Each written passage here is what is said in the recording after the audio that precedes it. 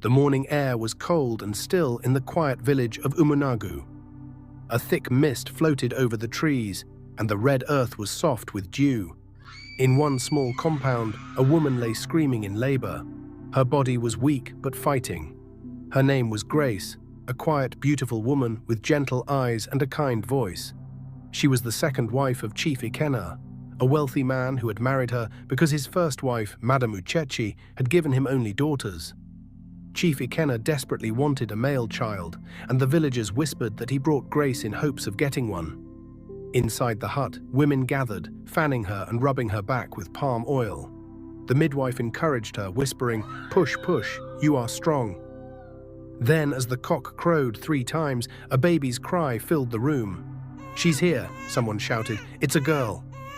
The women looked at the child, a beautiful baby girl with glowing skin and bright, curious eyes.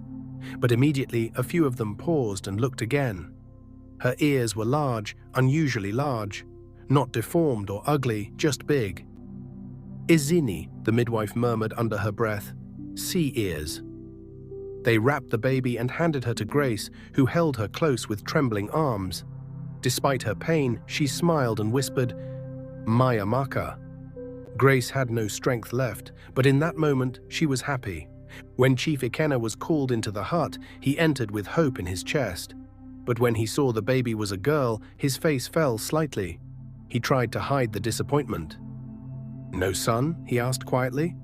"No, Chief," the midwife said, "but she's beautiful, strong child." Then he looked again at the child and noticed the ears. His eyes narrowed for a moment, but when he looked at Grace's tired face and saw how she was smiling through her weakness, he sighed and nodded. "We shall name her Amaka." Though Amaka was not his first daughter, he already had 3 daughters with Uchechi. This one was different.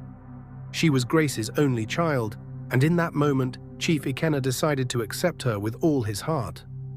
Later that night, Uchechi entered the hut with folded arms. She glanced at the baby and scoffed. "So this is the one that will bring you a son," she muttered under her breath.